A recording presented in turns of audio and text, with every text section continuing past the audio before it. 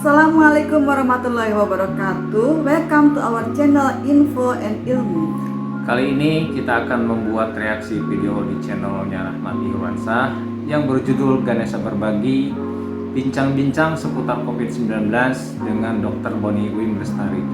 Kami membuat reaksi video ini setelah kami mengalami sendiri betapa susahnya kami membantu keluarga besar kami saat salah satu keluarga besar kami mengalami COVID dan isoman, tetapi saturasinya drop selama isoman dan susahnya mencari rumah sakit yang bisa menerima karena terlalu penuh rumah sakit. Walaupun pada akhirnya ada salah satu rumah sakit di Tangerang yang bisa menerimanya, tetapi saturasinya sudah terlalu drop, itu di bawah 77%. Kami berharap semoga dengan informasi ini bisa berbagi pengetahuan tentang COVID-19 agar kedepannya kita lebih care dan siap menghadapi pandemi. Ini gambaran singkat teman-teman tentang varian yang muncul. Jadi kita punya 4 varian, ada alpha, beta, gamma, dan delta. Jadi Indonesia sekarang udah ada nih. Jadi alpha di Indonesia udah ada, terus di beta juga. Mudah-mudahan kita nggak dapat gamma nih. Kemudian delta ini yang udah banyak dan meluas banget di di hampir 104 negara sekarang. Berdasarkan penjelasan tadi bahwa varian yang sudah masuk ke Indonesia itu ada alpha, beta, dan delta. Yang gamma belum ditemukan di Indonesia. Mudah-mudahan nggak masuk deh ke Indonesia. Oh, ternyata banyak variannya ya di dunia tentang COVID-19. Nah, ini report terakhir dari WHO. Jadi kemarin kan orang-orang nanya emang apa sih si delta ini, kenapa begitu. Jadi yang pasti yang kita tahu datanya adalah dia meningkatkan transmissibility, artinya penularannya itu jauh lebih tinggi, itu 2 kali lipat lebih cepat dibandingkan yang varian biasa. Kemudian terkait berat ringannya kita belum tahu ya, cuman pengalaman saya di rumah sakit yang sekarang itu yang kena banyak yang lebih muda dan gejalanya lebih berat. Jadi beda dibanding wave yang pertama. Wave yang pertama tuh yang kena kebanyakan lansia dan berat gitu ya. Sekarang itu yang udah mulai lebih di usia muda. Nggak muda banget lah ya, mungkin middle adult gitu. Nah, yang pasti meningkatkan resiko hospitalisasi ini juga kita udah lihat, banyak yang dirawat. Kemudian juga dilaporkan mengakibatkan respon pembentukan antibodi juga lebih rendah sehingga yang divaksin. Jadi efikasi vaksinnya turun gitu ya, tapi so far belum ada report ada pengaruh nggak terhadap diagnostik, artinya tes swab antigen maupun tes PCR itu masih bisa kita gunakan di lapangan. Oh, ini nih penjelasan tentang bedanya varian delta dengan varian-varian yang lainnya. Pantesan rumah sakit sekarang penuh dengan anak muda yang masih muda belia ya, sampai kritis juga gitu. Nah, jadi kalau misalnya teman-teman bisa lihat bagaimana sih perjalanannya, itu sebetulnya saat kita paparan ya, nah ini misalnya sebelum bergejala nih, itu disebut periode inkubasi biasanya. Dan kemudian ini mulai kita ada gejalanya. Jadi sebetulnya inkubasinya itu biasanya tadi 5 hari bisa sampai 14 hari. Dan di sini biasanya mau dites apapun juga kalau inkubasi pasti negatif. Nah, tadi ada pertanyaan juga yang kok saya barusan kontak diperiksa negatif ya? Iya, karena masih diinkubasi begitu.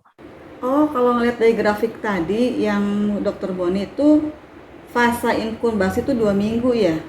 Nah, pantesan ya waktu itu kita habis kontak dengan yang positif. Kita langsung antigen. Hasilnya negatif. Tapi 2 hari kemudian kami demam. Dan setelah kami demam 3 hari kemudian saya hilang indera penciuman dan dites lagi itu positif. Antigennya itu jaraknya waktu antigen pertama itu hari Minggu, dites lagi hari Rabu baru positif. Yang antigen hari Minggu negatif, yang antigen hari Rabunya positif.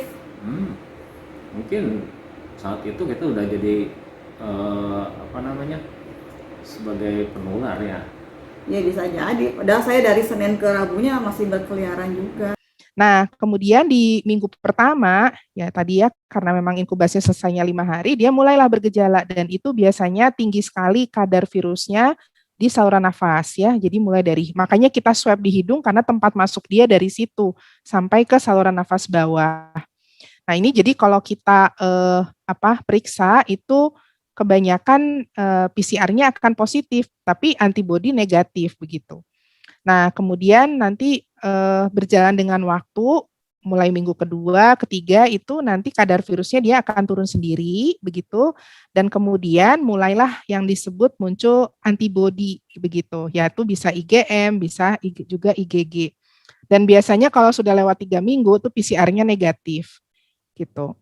Makanya ini yang menjadi dasar kenapa kalau orang isolasi mandiri 14 hari kemudian ditambah 3 hari bebas gejala, sama puskesmas dikasihnya surat keterangan selesai isolasi, karena masuk minggu ketiga itu sebetulnya biasanya PCR-nya udah negatif. Kalaupun PCR-nya positif, biasanya nanti CT value-nya udah tinggi begitu. Oh begitu ya, berarti kalau pengen PCR-nya negatif, baiknya minggu ketiga setelah isoman. Pantesan ya kemarin itu anaknya si Mbak itu yang kerja di pabrik itu isoman 2 minggu.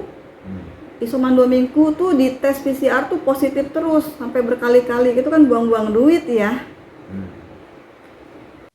Nah ini kira-kira alurnya, jadi kalau misalnya kita bergejala, apapun itu, mau demam, batuk, sesak nafas, nyeri tenggorokan, dan yang lain-lain, kalau kita bergejala, boleh kalau teman-teman punya akses PCR, langsung PCR. Tapi kalau misalnya enggak, bisa dengan rapid antigen dulu begitu. Tapi hati-hati kalau bergejala, walaupun antigen negatif, jangan bahagia dulu, karena itu justru kita harus konfirmasi dengan PCR, karena ada kemungkinan negatif palsu. Kemudian kita biasanya lakukan pelacakan kontak begitu. Ini ada alur-alurnya kapan dinyatakan selesai ya. Oh ya, baru tahu kalau orang yang bergejala terus di antigen negatif harusnya dikonfirmasi dengan PCR. Tapi kalau tidak bergejala, antigennya negatif, nggak usah PCR. Karena PCR itu untuk memastikan, dan disinyalir bahwa PCR lebih akurat daripada antigen. Iya, tapi PCR mahal. Ini sebetulnya yang pengen saya ceritain. Jadi perjalanan penyakitnya COVID itu, makanya kenapa kita harus pakai masker benar, hidung kita harus benar-benar terproteksi, itu karena virusnya masuk ke situ. Dan kenapa sih dia di situ? Karena ada reseptornya yang disebut ACE2 reseptor. Jadi dia berikatan lah si virus ini dengan reseptor yang ACE2 reseptor ini, dan dia masuk ke lapisan mukosa pernafasan kita. Itu yang disebut dia pertama kali masuk. Setelah itu dia masuk lagi ke lebih bawah lagi, masuklah ke saluran nafas bawah gitu ya.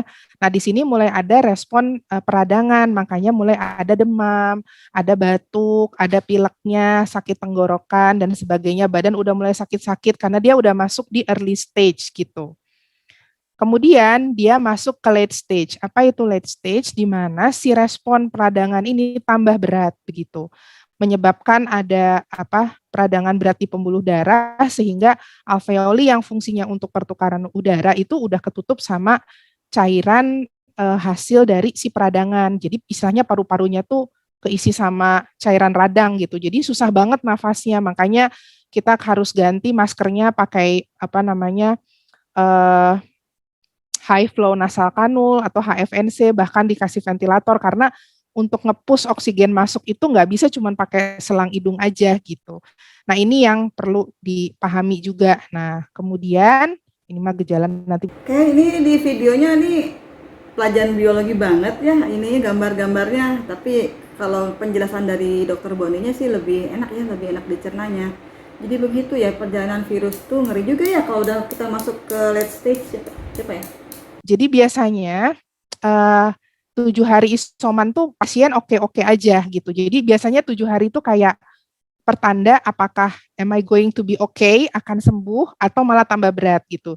Jadi kalau 7 hari ini kita gejalanya akan ringan, maka dia akan sembuh sendiri gitu. Jadi kalau kita isolasi 14 hari itu rata-rata membaik banget. Walaupun belum sepenuhnya sembuh, tapi kita kan bisa ngerasain ya, badan tuh enak. Biasanya saya kalau lihat pasien juga gitu. Tapi kalau udah mulai hari ke-8, hari ke-9, udah ada sesak, nah ini udah pasti ada sesuatu. Jadi teman-teman jangan maksain isoman di rumah gitu. Komunikasikan gejala yang dirasakan ke tenaga kesehatan. Nah, mulai adanya akut respiratory atau sindroma pernafasan akut itu biasanya terjadi di hari ke-10 ke-11.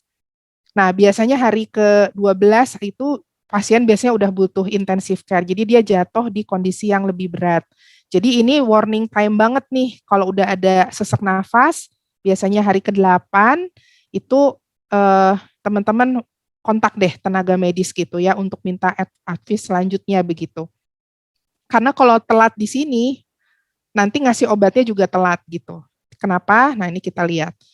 Karena di minggu pertama tadi itu biasanya yang dominan early infection itu viral response. Nah, ini yang dibilang gejalanya tuh mild atau ringan banget gitu. Jadi di sini cuman bapil aja biasanya dan demam. Tapi nanti masuk minggu kedua itu yang disebut host inflammatory response dan ini yang berat yang bikin orang jatuh ke kondisi yang sedang ke arah berat begitu ya. Jadi udah ada gejala sesaknya tambah berat, ada gejala hipoksia, saturasinya turun, ada abnormal chest imaging gitu. Nanti saya kasih lihat gambaran paru-parunya gimana dan kemudian jatuh ke gejala yang berat. Yang ini yang biasanya mau kita kasih obat kayak apa, responnya nggak bagus gitu. Jadi dan di sini juga biasanya kita akan terapi lebih agresif. Alhamdulillah sekarang anti-interleukin sudah direkomendasikan WHO, jadi kita bisa kasih lebih cepat Actemra itu gitu ya. Jadi kalau udah host inflammatory ini yang disebut badai sitokin itu udah kayak 50-50 chance bisa bertahan atau enggak gitu kira-kira. Nah ini contohnya pasien yang kita rawat waktu itu yang kami rawat usia 46 tahun masuk dengan demam batuk sesek diare. Waktu hari pertama masuk rumah sakit, jadi sebelumnya dia isoman 4 hari di rumah, tapi kemudian hari kelima tuh dia ada sesek, sehingga dia masuk rumah sakit. Waktu itu masih kita ronsen nggak ada apa-apa, tapi begitu kita ronsen hari ke-10, udah putih-putih nih teman-teman. Ini yang saya bilang late stage ya, udah mulai ada peradangan dan ada cairan di paru-parunya. Dan waktu itu seseknya tambah berat, sehingga kita putuskan mau dikasih plasma konvalesen atau harus kita kasih Actemra. Jadi waktu itu akhirnya masuk anti interleukin, masuk 2 vial, kemudian kita bantu dengan HFNC dan segala macam. Alhamdulillah pasiennya membaik. Nah ini waktu kontrol tanggal 22 Juni paru-parunya udah bersih lagi. Jadi ini nggak main-main gitu kalau udah, ini kan juga udah 46 ya, dia ada komorbid juga. Jadi waktu itu untung cepat masuk rumah sakitnya gitu. Jadi waktu-waktu kritis itu yang perlu dipahami bersama gitu. Jangan maksa isoman kalau emang kita ada komorbid atau kita tahu nih kok badan ada yang nggak bener gitu ya. Jadi cepat konsul deh gitu. Nah ini tadi yang maksud saya ceritain. Jadi inkubasinya biasanya itu 2 hari. Jadi 50% orang itu mulai muncul simptom tuh hari kelima sebetulnya gitu. Jadi makanya kalau ditesnya terlalu cepat biasanya jadi false negatif. Tapi biasanya 95% itu hari ke-14 sudah full blown muncul semua tuh gejalanya. Nah, kemudian nah ini mungkin cerita sedikit perjalanan tadi ya, mungkin yang tadi lebih visual. Jadi misalnya kita ada kontak, dia butuh inkubasi dulu. Nah, kemudian di sini dia mulai ada gejala dan biasanya sangat infeksius di hari kedua sebelumnya. Kalau dia gejala ringan, itu gejala-gejala ini akan hilang dengan sendirinya sekitar 10-14 hari. Tapi pada orang yang berat, kecenderungannya itu bisa lebih dari 2 minggu gitu. Tapi terkait penularan, makin lama itu sebetulnya kalau orangnya mild ya, makin lama durasinya itu makin rendah juga kemungkinan dia menularkan ke orang lain sebetulnya. Kecuali pada kasus yang berat, oleh karena itu kalau di rumah sakit biasanya kita dapat jatah bisa 3 kali PCR, jadi masuk kita PCR untuk yakinkan, kemudian nanti misalnya minggu kedua atau minggu ketiga dirawat itu kita pastiin pulang itu udah negatif karena kita juga perlu mastiin supaya sudah aman gitu kalau pulang ke rumah gitu ya. Tapi kalau ringan tuh biasanya kita nggak perlu tes PCR lagi sih sebetulnya. Oh berarti ya penjelasan dari barusan itu intinya di penjelasan video ini. Pantesan ya teman-teman kita kalau saya perhatiin ya itu memburuknya itu pada hari ke-5 ke-6 isoman. Jadi pada hari ke-5 ke-6 isoman itu ada yang membaik, tapi ada yang saturasinya ngedrop, ada yang sesak segala macam dan sampai akhirnya ada beberapa yang terlambat penanganan dari rumah sakitnya. Jadi Ciri-ciri yang paling utama yang bisa dideteksi adalah saturasi ya. iya, jadi walaupun nanti isoman itu tetap tuh kontrol oximeternya, dan harus berhati-hati nih terutama pada hari kelima dan hari keenam itu kayak indikator membaik atau memburuk. Oh ya, saya jadi lupa bahwa sekarang itu karena ada Delta varian dan dia sangat mudah menular, jadi disarankan kita pakai masker itu masker ganda ya. Jadi kalau bisa misalnya ada masker N95 di dalam, di luar bisa pakai masker medis, atau pakai masker medis di dalam, pakai masker kainnya di luar. Dan kenapa disarankan itu? Jadi CDC sudah ada penelitiannya bahwa kalau kita pakai double cloth mask dengan medical procedure aja dia bisa ngeblok 85%. Jadi cukup baik untuk menurunkan. Tadi tentang membahas tentang 5M, 10M gitu kan. Dan karena ada varian Delta, tadi dokter Boni bilang harus kita memakai masker ganda kalau keluar rumah. Cara memakai masker gandanya tadi udah dijelasin seperti itu. City value ya kayaknya untuk hasil PCR bisa dijelasin nggak? Ini masih kadang-kadang muncul pertanyaan di teman-teman nih soal city value. Iya, sebetulnya city itu kita pakai, jadi city itu cycling threshold.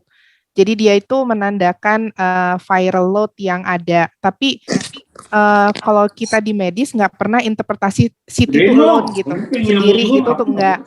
Jadi kita pasti perhitungkan kondisi yang lain seperti gejala klinisnya, kita lihat juga hasil labnya kalau ada dan yang lain-lain begitu. Jadi biasanya kalau pengalaman sih kalau kondisi pasiennya membaik itu arahnya ke arah sembuh itu biasanya kalau masih di minggu ketiga sih CT-nya PCR-nya masih positif tapi CT-nya udah tinggi kayak misalnya 31, 33 atau 37 gitu, beda-beda. Tapi biasanya udah mulai tinggi. Jadi artinya kalau kita periksa PCR kita tuh harus ngulang dia berulang-ulang kali untuk kita bisa nemukan virusnya begitu kira-kira, partikel virusnya.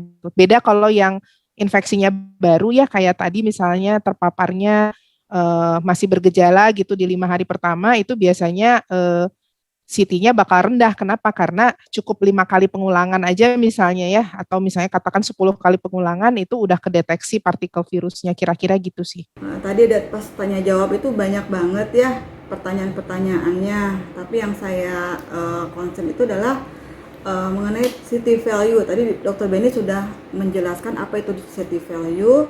Tapi waktu kita PCR kemarin, waktu kita di Puskesmas di Bekasi, itu kita di PCR, tapi nggak keluar tuh angka CT-nya. Definisi sesak itu secara observasi itu seperti bagaimana bisa Boni ceritain? Ya. Jadi biasanya kalau yang aman itu saturasi kita itu di atas 90 gitu. Nah, jadi kalau masih di atas 90 kita masih oke lah gitu ya. Kemudian kalau misalnya dia turun, misalnya katakan jadi 85, dicoba lagi proning. Kalau proningnya bagus, dia biasanya nambah lagi gitu. Sambil tetap harus disupport oksigen. Jadi jangan terus proning, oksigennya di stop. Jadi ini dua-dua dikerjain, oksigennya tetap kepasang di hidung. Kemudian atau bisa yang pakai maskernya jangan yang, kan sekarang tuh yang banyak orang pakai tuh yang kanul ya, yang masuk hidung. Tapi sebetulnya ada yang oksigennya bentuknya masker, maksudnya sungkup namanya, sungkup yang bisa lebih nutup gitu. Ya, jadi lebih bagus pakai yang sungkup supaya oksigennya lebih banyak yang masuk. Kalau yang hidung itu benar-benar mau disetel 5 liter juga masuknya lebih dikit sebetulnya gitu. Jadi kalau bisa pakai yang sungkup, terus oksigennya tetap, nah sambil miring kiri, miring kanan, tengkurap, kaki diganjel atau duduk ganjel gitu. Jadi nanti terus dilihat, biasanya sih pengalaman kita dia lebih baik. Walaupun nggak naiknya jadi 90 lebih, enggak, tapi biasa naik 5 poin atau 7 poin gitu, kira-kira gitu. Dan tadi banyak juga pertanyaan dan dijawab juga oleh Dr. Boni. Salah satunya adalah tentang metode proning. Waktu kemarin kejadian teman saya yang saturasinya awalnya itu 87%, dikasih oksigen, cuma dia di rumah cuma bertahan 1 jam aja isi oksigen tuh. Selanjutnya kan karena dia udah jam malam nggak ada yang jual tuh oksigen. Kita cari rumah sakit nggak bisa, kemana-mana penuh. terus kita nyaranin pakai metode proning, tapi ternyata metode proning itu sulit dilakukan. Katanya sih, ya udah kita metode proning aja gini gitu kan. Ternyata sulit dan katanya sakit. Kata orang yang teman saya itu sakit, nggak bisa melakukan metode proning. Ternyata penjelasan Dr. Boni tadi bahwa metode proning pun tetap masih harus disuplai oleh oksigen. Nah, kemarin teman saya itu udah pada kondisi oksigennya udah habis dan kita cari di mana-mana nggak ada, disuruh metode proning katanya sakit, nggak sanggup. Jadi kita nggak bisa ternyata metode proning. Nah, di sini alhamdulillah ini kita dapat dikasih penjelasan nih sama Dr. Boni bahwa proning itu tetap dilakukan dengan tetap ada support oksigen, ya. Apakah kriteria komorbid? Kalau pernah terkena pneumonia 7 tahun yang lalu, apakah itu termasuk komorbid? Enggak, kalau misalnya udah pernah pneumonia 70 tahun yang lalu kan udah sembuh nih. Kalau komorbid itu adalah penyakit yang menyertai, artinya penyakit yang sifatnya kronis. Jadi kita memang ada terus penyakitnya, contohnya hipertensi atau darah tinggi, kencing manis, kemudian kolesterolnya tinggi. Nah, itu penyakit-penyakit yang ada terus gitu. Kalau nggak diminum obatnya, pasti nggak hilang penyakitnya gitu. Oh iya, kita juga suka salah kaprah nih masalah komorbid. Kemarin juga kita pikir komorbid itu apa sih? Ternyata udah dijelasin banget lah sama Dr. Boni bahwa yang sudah pneumonia tapi sudah sembuh pada saat itu berarti dia bukan komorbid. Jadi yang komorbid itu adalah penyakit yang melekat sepanjang umurnya gitu ya. Seperti itu. Jadi tadi ada teman yang pneumonianya 5 tahun lalu, sekian 7 tahun lalu, tapi kalau dinyatakan sembuh, Saya kan 2 tahun yang lalu ya, waktu ke rumah sakit pneumonia kan. pneumonia. Tapi kalau sudah sembuh itu bukan komorbid lagi. Oh, ya, masih Iya. aman ya. Aman, masih bisa vaksin. Siap. Oke, sip. Oke, demikian reaksi video kami. Semoga bermanfaat buat kita semua dan bisa share dan nanti Kalau menurut saya tetap kita jangan panik, dan dengan tambah pengetahuan ini mungkin kita juga tidak salah kaprah, nggak salah seperti kami saat proning apa tuh salah karena ketidaktahuan kami. Oke, jangan lupa subscribe, like, dan komen. Assalamualaikum warahmatullahi wabarakatuh. Dadah.